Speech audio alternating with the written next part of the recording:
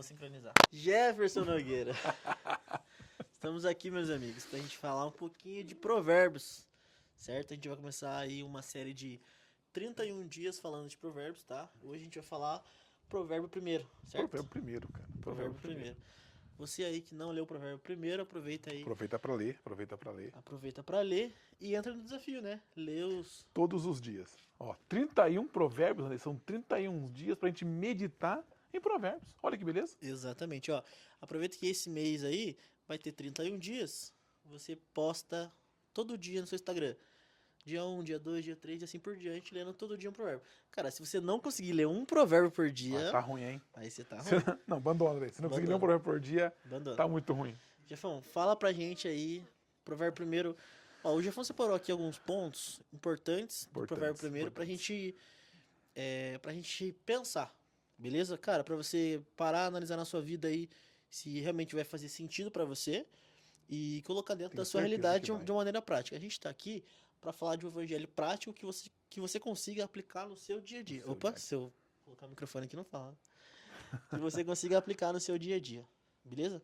Jefão, fala aí pra gente, provérbio primeiro. Então, pessoal, olha só que legal, né? Nós estamos aqui no nosso Café à Luz da Bíblia, né, Andrei? Café Luz da Bíblia. Café à Cara, Luz da Bíblia. esse nome é muito autêntico, Café Luz da Café à Bíblia. Luz da Bíblia. Surgiu aqui na nossa tentativa de gravação, pra você que tá vendo aí, cara, você não sabe quantas vezes a gente tentou gravar, É isso mas aí. esse aí vai dar certo. Então, olha só que interessante, né?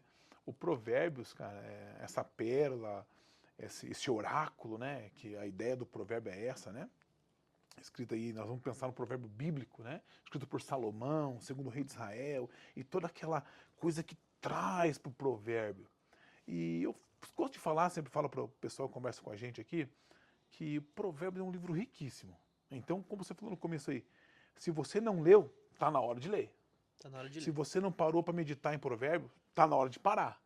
Tá certo? Então, por que a gente, se a gente fosse falar de Provérbios, eu ficaria a noite inteira falando e a gente não conseguiria terminar Provérbios. Mas olha só, eu separei aqui no Provérbio primeiro, né, lembrando que Provérbios não tem capítulos, são provérbios, né? Justo. São provérbios.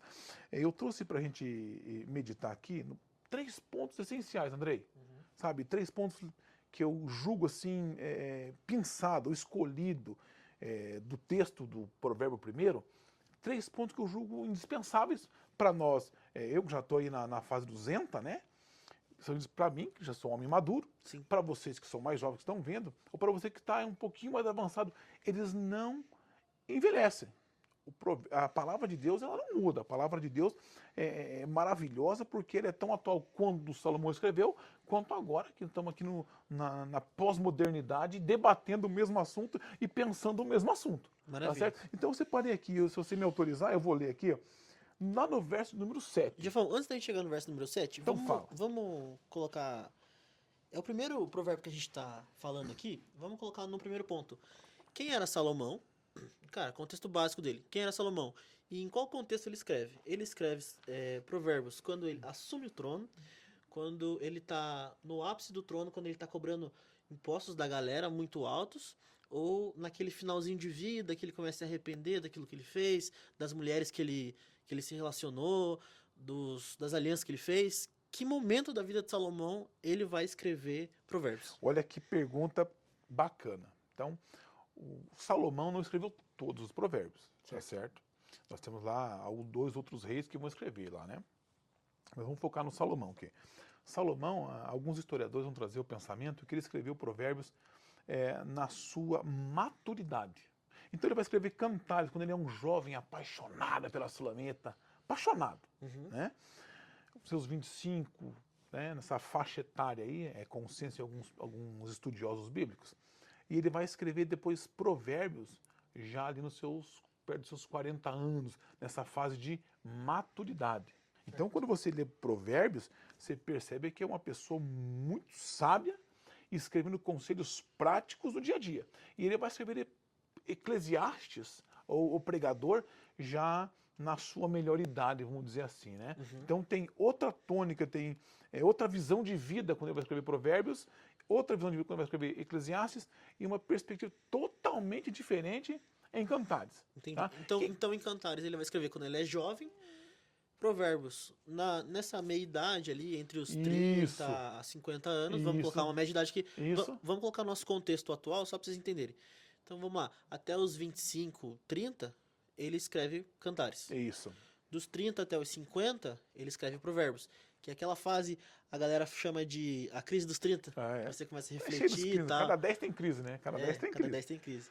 E dos 50 pra frente, é aquele conselho de um cara mais velho, de um ancião. Isso. Uma visão de vida, uma olhada no retrovisor, né? O que eu fiz da minha vida. Ele é começa a analisar o que ele fez de certo e de errado. Isso. Entendi. E o interessante é que o Salomão, o escritor aí, ele é o segundo rei de Israel, vai assumir o trono das mãos do pai dele, Davi, que tinha colocado aí todas as fronteiras do reino, estavam todas em ordem, e ele vai assumir. E qual que é o primeiro pedido de Salomão? Deus, eu quero sabedoria. Certo. Deus, é isso que eu quero. Eu não quero riqueza, eu não quero prosperar os meus inimigos, não. Eu quero sabedoria para poder entrar e sair diante do seu povo. Meu irmão, olha que pérola. O Salomão queria a sabedoria de Deus para governar. Era só o que ele queria. Só o que ele queria. Agora pensa comigo. O coração de Deus, puxa, era isso que eu queria. Podia pedir tudo, né? Era isso que eu queria. Imagina Era isso uma que eu queria. carruagem da Ferrari, da Lamborghini. Ele só pediu sabedoria. Mas vamos lá pro Vamos lá. provérbio primeiro, senão a gente Então, vai muito longe aqui. Ele vai dizer assim, ó, no verso 7, o temor do Senhor é o princípio da sabedoria. Então, para você ter um coração sábio, para você ter uma vida pautada na sabedoria divina, tem que temer a Deus. E Certo. temor não é medo. Temor não é medo. As pessoas, meu Deus, tenho medo. Não, temor é ter Deus no lugar de Deus, como principal. É ter Deus em alta conta, se pudéssemos assim, de maneira bem simples. É esse temor, é essa reverência do nosso Deus. Esse é o princípio da sabedoria, temer ao Senhor. Então, se eu pudesse dar um conselho prático hoje, o primeiro conselho da noite, tema ao Senhor. Entendi. Tema ao Senhor. Esse é o primeiro conselho prático, se eu pudesse, assim, não tem como diminuir isso, tema ao Senhor. Tema ao Senhor. E assim, uma coisa que a minha mãe me falava, não sei, talvez a mãe de vocês fale também, não precisa ter medo, mas tem respeito. Tenha respeito. Talvez o temor a gente consiga aplicar de maneira prática é ter o respeito, é falar assim, eu sei o que Deus pode fazer. Então, exato. é entender aonde você pode chegar, qual que é o limite, sabe? É você saber, cara, Deus tem a sua infinita graça, Deus vai perdoar, cara, mas tudo tem um limite. Deus é fogo consumidor, a palavra Deus é o diz. fogo consumidor. Deus é Então, fogo assim, consumidor. temer ao Senhor é, cara, respeitar o limite do Senhor. Cara, É que, assim, você vai pecar, eu vou pecar. Nos vendiam a ideia de um Deus tirano, que queria ver... Não, não é isso. Deus exige de nós santidade. Certo. É um atributo de Deus, santidade, comunicável a nós. Então, esse Deus santo, tememos a Deus porque Ele é santo e buscamos a santidade porque esse é o princípio. Temor. Então, o primeiro ponto para se aproximar de Deus e temê-lo e conhecer a Deus é a santidade. Ninguém se chega a Deus sem ter uma vida de santificação. Então, para eu conhecer Deus, entender, até de maneira rasa, que nós não conseguimos compreender Deus nessa profundidade, é temer ao Senhor. Esse é o princípio. Temendo ao Senhor, você vai ser sábio, vai ter um coração sábio. Né? Esse é o ponto. E se eu pudesse ir já para o nosso tempo aqui, no ponto 2, é a instrução do pai. Verso de número 8 de Provérbios 1. Puxa vida, o que é instrução do pai? Todo o conselho que teu pai, que a tua mãe ou o teu tutor aí te dá. Eu tenho a certeza que nenhum pai tem interesse em ver o filho sofrendo. Nenhum. De maneira nenhuma. Tá? Isso nós pensando em pessoas normais, né? Sim, vamos pensar normais, né? Vamos deixar os outros casos para outros casos. Pessoas normais. Eu ouvia tanto conselho do meu pai, rapaz.